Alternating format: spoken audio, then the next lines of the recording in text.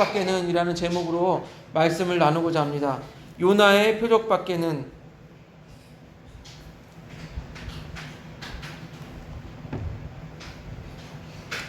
여러분, 흥부와 놀부 이야기 다 아시죠? 흥부와 놀부 이야기 다 아실 것입니다. 놀부는 부자이고 형입니다. 흥부는 어떠죠? 가난하고 동생입니다. 그러나 부자인 놀부 형은 가난한 동생을 도와주지 않습니다. 어느 날 동생 흥부가 제비다리가 부러진 것을 보고 불쌍히 여겨서 제비다리를 치료해 줍니다. 제비는 날아가고 다음 해에 박씨 하나를 물어옵니다.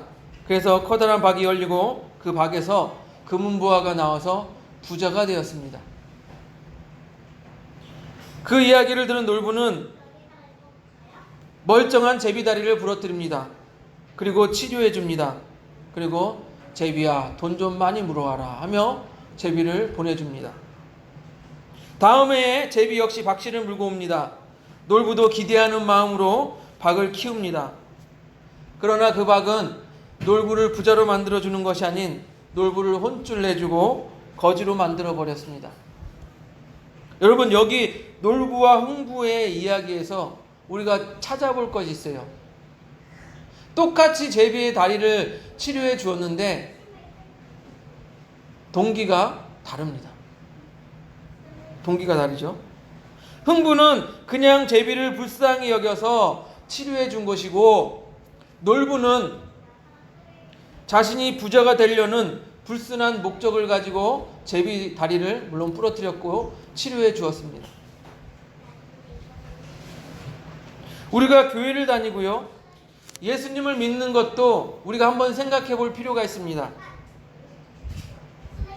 여러분, 한번 생각해 보세요. 진지하게 생각해 보세요. 교회를 다닐 때 내가 죄인이기 때문에 용서해 줄 예수님이 필요하십니까? 아니면 나를 부자로 만들어 줄 예수님이 필요하십니까?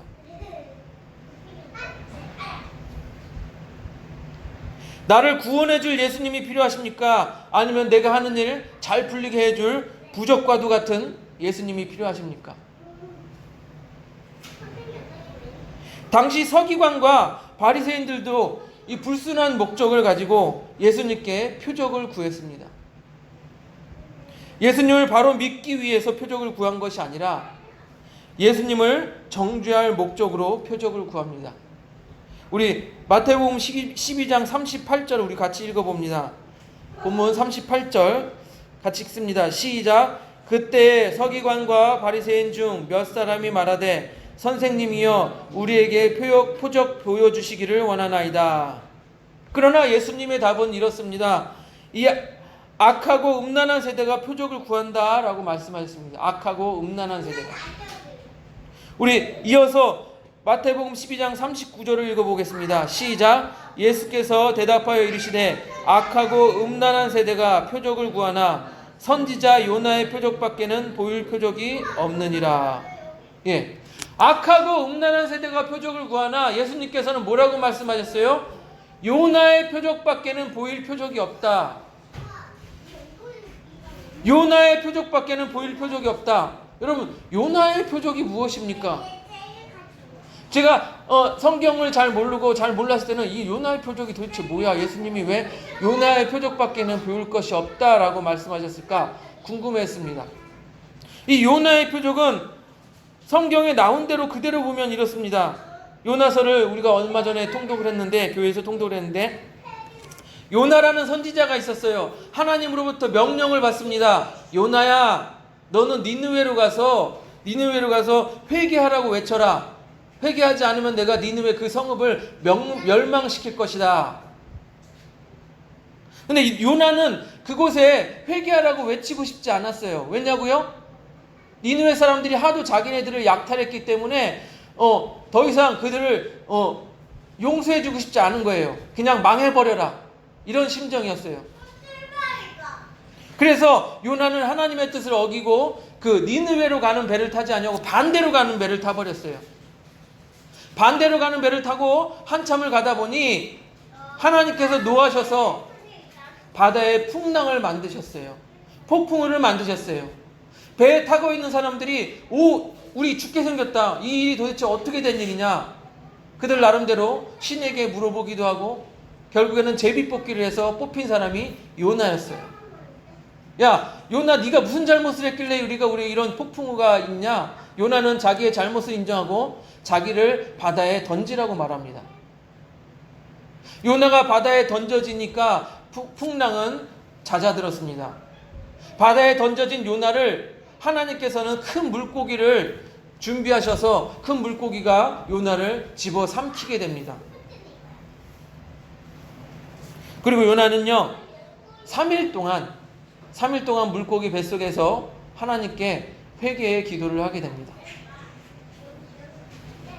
하나님께서는요 요나로 하여금 그 회개를 받아들이시고 요나를 물고기로 시켜서 물고기가 처음에 말했던 니느웨로 가서 요나를 토해내게 합니다. 그리고 요나는 다시 하나님의 말씀을 받고 그 니느웨로 가서 회개하라고 외칩니다. 그런데 여러분 웃긴 것이 무엇이냐면 그 니느웨라는 성읍은 아주 큰 성읍이에요. 3일을 걸어가야 그 성읍을 통과할 수 있는 성읍이에요. 주석가들에 의하면 약 한 50에서 60km 정도 될 거라고 생각을 한답니다. 지름이. 그렇게 먼 거리를 하루만 대충 걸어다니면서 야 회개해라. 하나님이 40일 후에 니네들 멸망시킬 것이다. 회개해라. 대충 하루만 돌아다니면서 얘기를 했어요.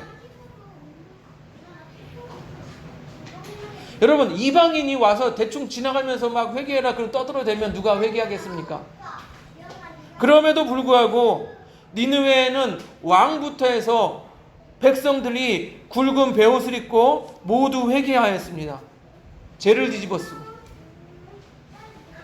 그리고 회개하였기 때문에 하나님께서 그들을 멸망시킬 것이라는 그 계획을 접고 그들을 구원하신 것이에요. 그래서 예수님께서 요나의 표적밖에 보일 것이 없다고 하신 이유는 무엇입니까? 앞에서 말씀드린 것 같이 요나는 3일 동안 물고기 뱃속에 있다가 다시 살아난 것 같아요. 예수님께서도 어떻습니까?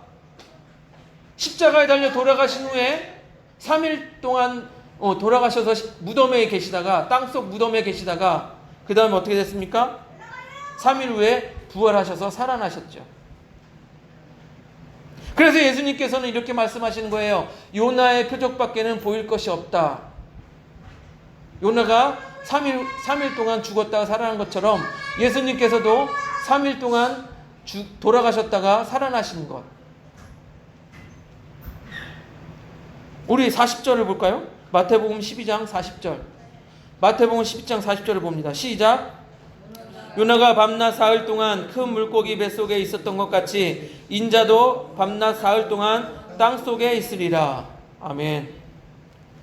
이렇게 말씀하시는 거예요. 요나의 표적밖에 보일 것이 없다라고 하는 것은 바로 3일 동안 십자가에 달려 돌아가셨다가 부활하신 것을 뜻하는 것이에요. 그런데 여러분 요나의 표적밖에 보일 것이 없다라고 말씀하시지만 사실은 그 요나의 표적이 예수님께서 참 메시아라는 것을 드러내는 표적이라는 것입니다. 여러분 생각해 보세요. 예수님께서 십자가에 달려 돌아가시지 않았다면 우리의 죄가 용서받을 수 있었을까요? 예수님께서 십자가에 달려 우리의 죄를 짊어지시지 않았다면, 대신 용서해 주시지 않았다면 우리가 구원받을 수 있었을까요? 우리는 아마 영원히 죄 가운데 거하며 영원한 죽음으로 나아갔을 것입니다.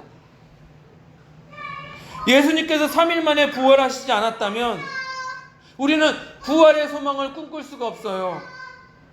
우리는 항상 언제 죽을까? 내가 언제 죽을까? 죽음의 두려움에서 휩싸여 살아가야 할 것입니다.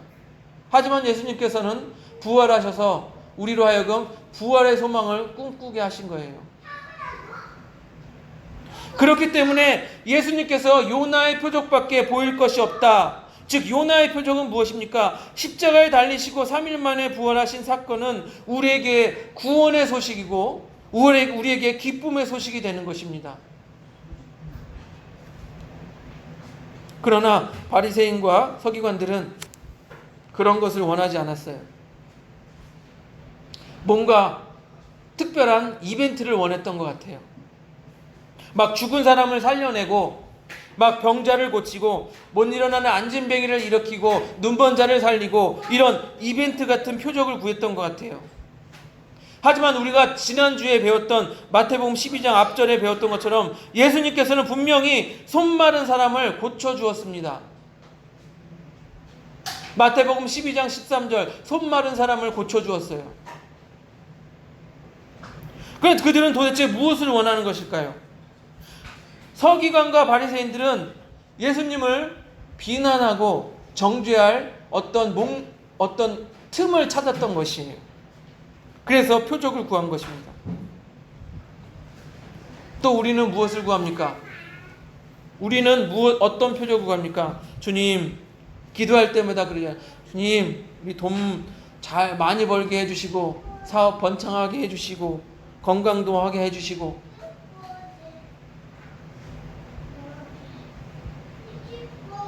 제가 지금까지 말씀드린 거 요나의 표적이 무엇입니까? 예수님께서 십자가에 달려 돌아가셔서 우리의 모든 죄를 대신 짊어지셨어요. 그리고 3일 만에 부활하셔서 우리에게 산 소망, 즉 부활의 소망을 주셨어요. 그럼에도 불구하고 우리는 계속적으로 우리 건강하게 해주세요. 우리 돈 잘 벌게 해주세요. 우리 사업 번창하게 해주세요. 불순한 목적으로 우리가 교회를 다닌다고 말하지 않을 수 있습니까? 불순한 목적으로 예수님을 믿는다고 말하지 않을 수 있습니까?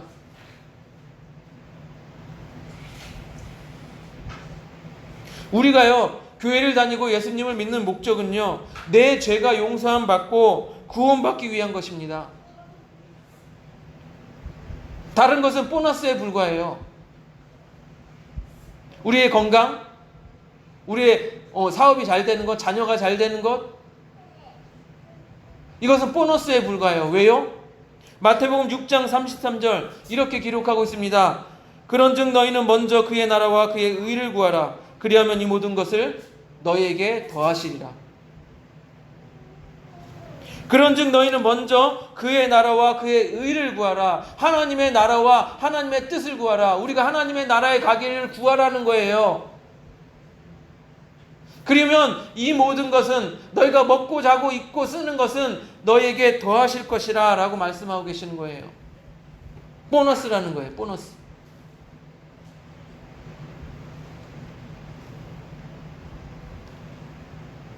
순수하게 제비를 불쌍히 여겨 치료해준 흥부는 보너스로 어떻게 됐어요? 박 속에서 금은부화가 나와 부자가 되었습니다. 그런데 우리의 목적은 놀부와도 같은 거예요. 불순한 목적을 가지고 신앙생활을 하면 어떻게 됩니까? 불순한 목적으로 신앙생활을 하면 우리 삶 속에는 항상 실망과 절망과 낙심이 가득한 거예요. 교회 나갔는데 왜 나는 이렇게 안 풀리지? 나 교회 나갔는데 왜 이렇게 잘 안 되고 건강 왜 아프지?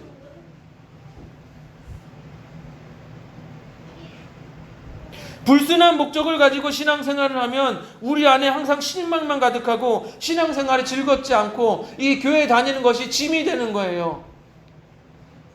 교회 나가는 것이 짐이 되고 헌금하는 것이 짐이 되고 교회에서 봉사하는 것이 짐이 되고. 왜요? 목적이 딴 데 있으니까요.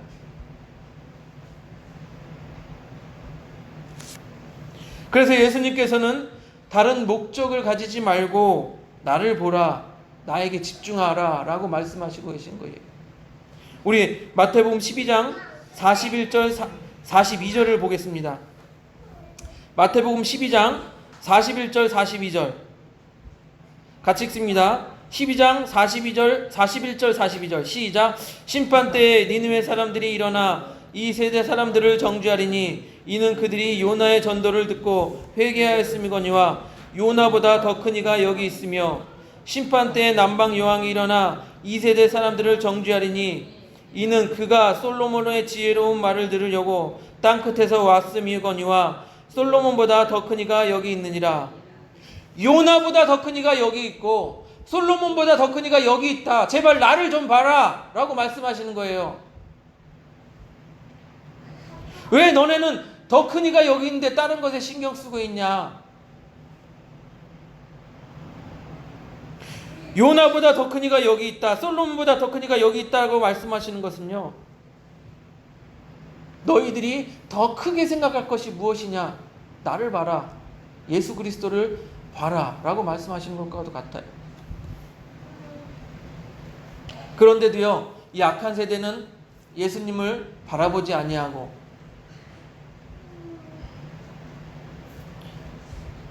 예수님께 집중하지 않기 때문에 말씀하고 있잖아요. 요나의 말을 듣고 회개한 니느웨 사람들이, 또 솔로몬의 지혜를 듣고자 왔던 남방 요왕이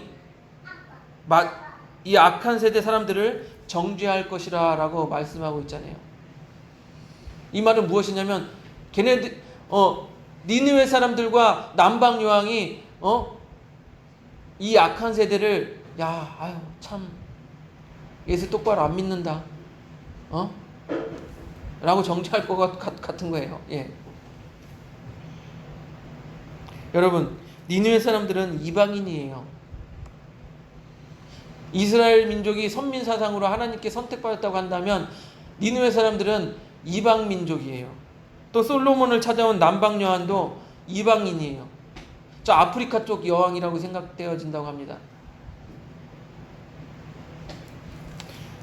이 니느웨 사람들은 회개하고 하나님께 돌아왔고요. 남방 여왕도 솔로몬을 통해서 하나님의 지혜를 듣고자 했던 거예요. 구원의 소식을 듣고자 했던 거예요. 그들은 이방인임에도 불구하고 복음의 소식을 듣고 회개하여 구원받은 사람들이에요. 우리가 그런 불신앙의 사람들보다 못한 사람들입니까? 우리가 그 불신앙의 사람들에게 꼭 정죄를 받아야 될 사람들입니까? 우리 그렇잖아요. 우리도 나는 교회 20년을 다녔어. 나는 교회 30년을 다녔어. 그럼에도 불구하고 예수님께 집중하지 못하고 예수님을 바라보지 못하고 요나의 표적, 즉 회개하라는 복음의 소식을 보지 못하고 아직까지도 20년, 30년을 다녀도 불순한 목적으로 교회를 다니고 있다면 돌이키라는 것이에요. 예수님께서 그래서 우리에게 말씀하십니다. 요나의 표적밖에는 보일 것이 없다. 우리 안에 요나의 표적, 즉 하나님의 용서와 구원의 소식을 받아들이지 않으면 어떻게 되겠습니까? 그 다음 말씀에 이어서 그 요나의 표적을 받아들이지 않은 사람들이 어떻게 될 것인지 한번 생각해 보기 원합니다. 마태복음 12장 43절에서 45절, 귀신 들린 자의 이야기예요. 우리 같이 읽습니다. 세 절입니다. 마태복음 12장 43절에서 45절 같이 읽습니다. 시작. 더러운 귀신이 사람에게서 나갔을 때 물이 없는 곳으로 다니며 쉬기를 구하되 쉴 곳을 얻지 못하고 이에 이르되 내가 나온 내 집으로 돌아가리라 하고 와보니 그 집이 비고 청소되고 수리되었거늘 이에 가서 저보다 더 악한 귀신 7을 데리고 들어가서 거하니 그 사람의 나중 형편이 전보다 더욱 심하게 되느니라. 이 악한 세대가 또한 이렇게 되리라. 이 악한 세대가 이렇게 된다라는 거예요. 요나의 표적을 받아들이지 않는, 보지 않는 이 악한 세대가 이렇게 되는데 어떻게 됩니까? 더러운 귀신 들린 사람이 있어요. 그 귀신이 나갔어요. 그러면 귀신 나갔으니까 깨끗해진 거 아니에요. 그런데 귀신이 나가서 이리저리 돌아다니다가 쉴 곳을 찾다가 찾지 못하였어요. 전에 들어갔던 그 사람에게 다시 들어가야 되겠다 하고 와보니까 어떻게 됐어요? 집이 비고 청소되고 수리되었다 라는 거예요. 비었다는 거예요. 비었다라는 거. 그러니까 이 귀신이 어떻게 돼요? 더 악한 귀신 7을 데리고 그 사람에게 들어가서 그 사람 형편이 전보다 더욱 나빠지게 됐다라는 거예요. 그런데 이렇게 되는 것이 어떻게 된다고요? 악한 세대가 그렇게 된다라는 거예요. 어떤 악한 세대예요? 요나의 표적을 받아들이지 않는 악한 세대. 우리는 교회를 다녔습니다. 지금 다니고 있죠? 다녔습니다. 예수님을 믿었습니다. 처음에 교회를 다니면 예수님을 만나면 예수님이 이런 분이셨구나. 나 예수님 믿고 구원받아야지. 이렇게 깨끗한 마음을 갖고 모든 죄악을 물리칩니다. 그렇게 빈집이 되었어요. 근데 그렇게 가만히 두어서는 안 돼요. 가만히 두면 어떻게 된대요? 더 악한 귀신이 들어온대요. 더 악한 귀신 7이 들어온대요. 또 우리에게 더 악한 유혹이 찾아옵니다. 그러니까 우리가 예수 그리스도를 믿는다고 이제 나는 깨끗이 되었다고 가만히 비기에 그냥 비기에 내버려둬서는 안 되는 거예요. 한때 내려놓음, 그리고 불교에서 무소유 뭐래 가지고 다 내려놓고 다 내려놓자, 다 비우자, 이렇게 얘기하곤 했었지만, 그냥 우리 기독교인들은요 그냥 비워두면 안 돼요. 채워야 합니다. 무엇으로 채워야 합니까? 예수 그리스도의 사랑으로 채워야 돼요. 예수 그리스도의 사랑으로 채워야 우리를 통하여 예수님의 사랑이 나오게 되는 거예요. 예수 그리스도의 복음으로 채워야 합니다. 예수 그리스도의 말씀의 복음으로 채워야 우리를 통하여서 예수님의 이름이 증거되고 예수님의 이름이 복음이 증거되는 거예요. 그냥 비워두지 않고 채워야 하는 거예요. 예수 그리스도의 사랑으로 채워야 하는 거예요. 어떤 목사님의 간증이 있습니다. 그 목사님이 아직 목사가 되기 전에 신학생이었어요. 제가 옛날에 이제 신학교를 다녔어요.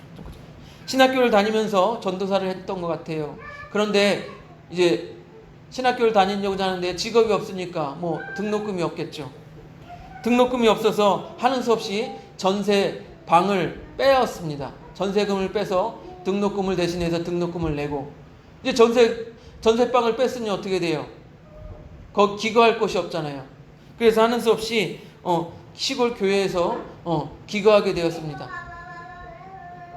근데 그 교회에는 새벽마다 귀신 들린 할머니가 찾아오는 거예요. 귀신 들린 할머니가 찾아와서 거기서 교회에서 기도하고 목사님한테 기도받고 찬양하고, 그러면 귀신이 물러나서 좀 괜찮아진 것 같고, 또 귀신 들리면 또 찾아와서 또 기도받고.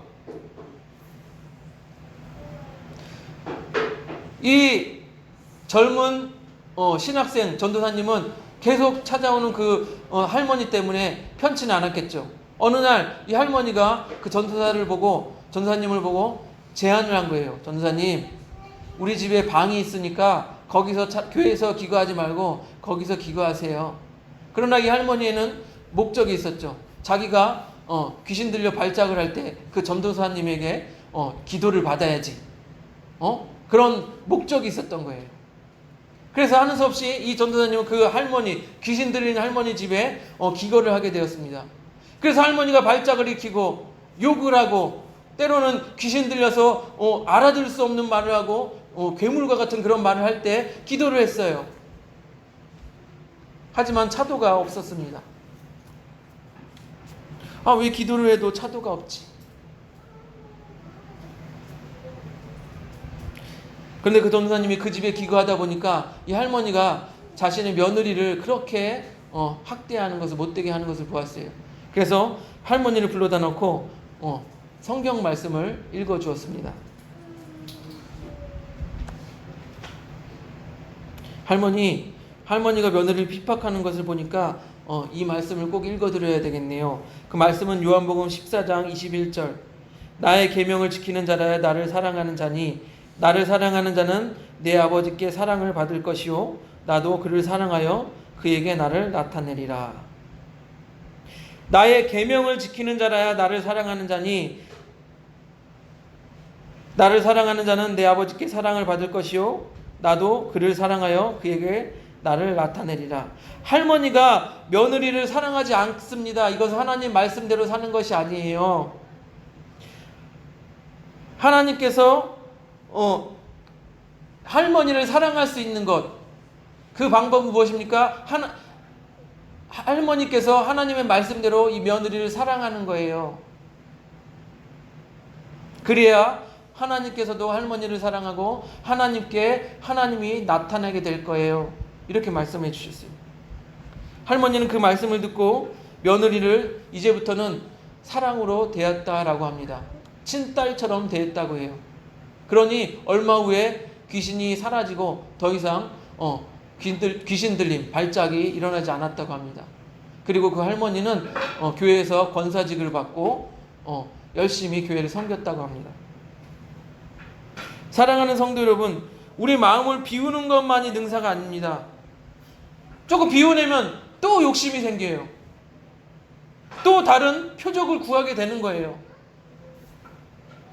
그 비워진 곳에 무엇을 채우냐 하는 것이 문제인 것이에요. 예를 들어서 여러분 욕심 생각해 보세요. 내가 너무나도 차를 바꾸고 싶어서 차를 샀어요. 근데 차를 바꾸고 나니까 또 다른 게 생각나. 우리 집에 냉장고도 또 바꾸고 싶어. 욕심이란 것은 끝이 없어요. 끝이 없어.